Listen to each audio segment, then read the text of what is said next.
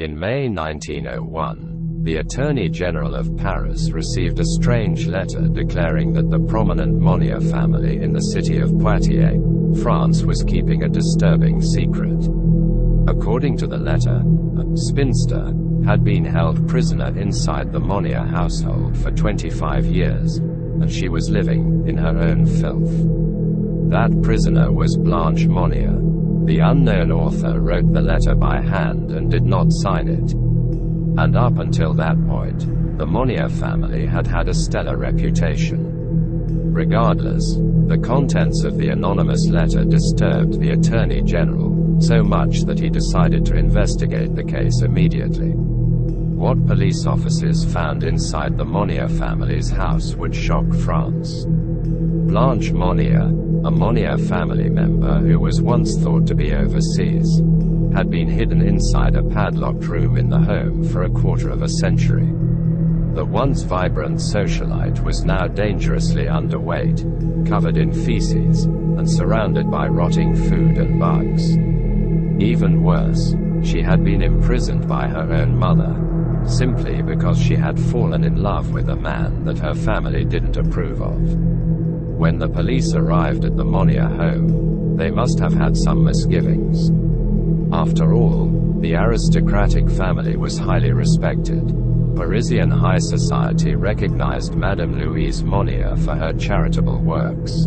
According to the Daily Mail, Madame Monnier had even received a community award in recognition of her generous contributions. Louise Monnier's late husband had been in charge of a local arts faculty, and the couple's son Marcel was a law school graduate and worked as an administrative official with the Puget Tennis Commune. The couple also had a daughter named Blanche Monnier, who had been born in 1849. Often described as very gentle and good-natured, the young socialite was widely considered to be physically beautiful, so it's no surprise that she attracted many suitors as she got older. And considering her family's prestigious place in society, she was often in the public eye. However, one day in 1876, Blanche Monnier simply vanished. According to Nine Entertainment, Louise Monnier told people that her daughter had gone away or was traveling.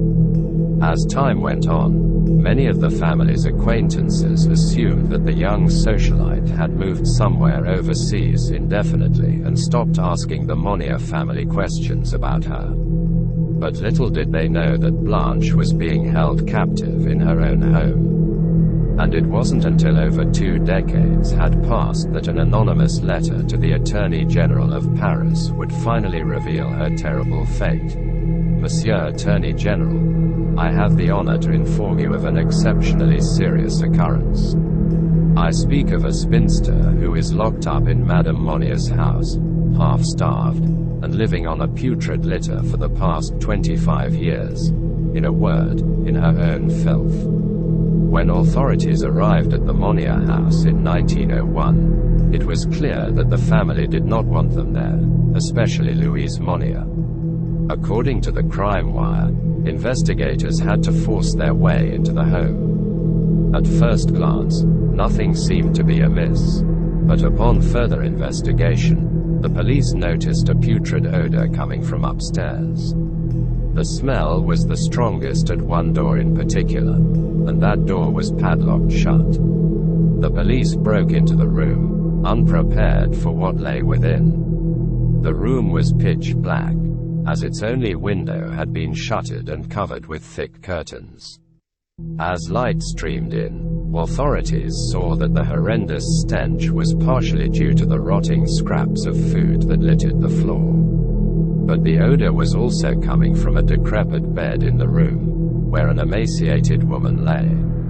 That woman was Blanche Monnier.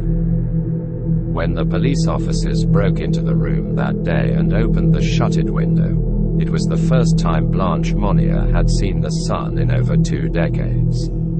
Her family had kept her imprisoned in the dark room ever since she had disappeared as a young, promising socialite in 1876. Severely malnourished, the now middle-aged woman weighed only 55 pounds.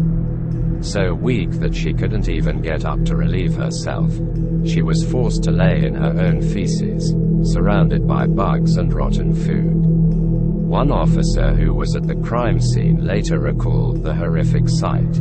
The unfortunate woman was lying completely naked on a rotten straw mattress. All around her was formed a sort of crust made from excrement, fragments of meat, vegetables, fish, and rotten bread. We also saw oyster shells and bugs running across Mademoiselle Monnier's bed. Considering the terrible abuse that the woman had clearly suffered, it was incredible that she was still alive. Indeed, the smell of filth and decay overwhelmed the investigators so much that they were unable to stay in the room for more than a few minutes. It was almost unbelievable to them that she had somehow survived being in that room for about 25 years. Some officers transported Blanche Monnier to a hospital, while others placed her mother and brother under arrest. Hospital staff reported that although Blanche was terribly malnourished, she was remarkably lucid and even remarked how lovely it was to breathe fresh air again. Slowly, her tragic full story began to emerge. Shortly after her arrest, Madame Louise Monnier admitted that her daughter had found a suitor all those years ago. Much to the disappointment of her family, he was not a young, wealthy aristocrat, but an older lawyer who was broke. Although her mother insisted she choose a more suitable husband, Blanche Monnier refused to abandon the man of her dreams. In retaliation, Madame Monnier locked her daughter in a padlocked room until she ceded to her will. The years came and went, but Blanche Monnier refused to give in. Even after her beau died in 1885, she was kept locked in her cell, with only vermin for company. Blanche's brother did not help his sibling, and he was eventually accused of collaborating with his mother. It was never learned who wrote the letter that triggered Blanche's rescue. One rumor suggests that a family servant let the secret slip to her boyfriend, who was so horrified that he felt compelled to alert the Attorney General. Regardless, the horrific story soon spread to the public, and the outrage was so great that an angry mob formed outside of the Monnier house. The stress of the public outcry led Madame Monnier to suffer from serious heart problems. She would die 15 days after her daughter's liberation. Unfortunately, the only Monnier family member who was alive to answer for the crimes was Blanche's brother, Marcel. During his trial, Marcel argued that Blanche never wanted to leave her room in the first place and that she chose to stay. At some point, he also claimed that his sister was violent. Marcel Monnier was sentenced to 15 months in prison for his involvement in his mother's crimes. However, he was eventually acquitted due to his claims that his sister could have left whenever she wanted to. The fact that a duty to rescue law did not exist in the region at the time certainly played a role. And Blanche was in no condition to properly tell her story in court. Tragically, Blanche Monnier would never live a normal life again following her rescue. Though she showed some improvement over time, the psychological damage proved too extensive for her to return to society. She lived out the rest of her days in a sanitarium in Boise, dying at the age of 64 in 1913.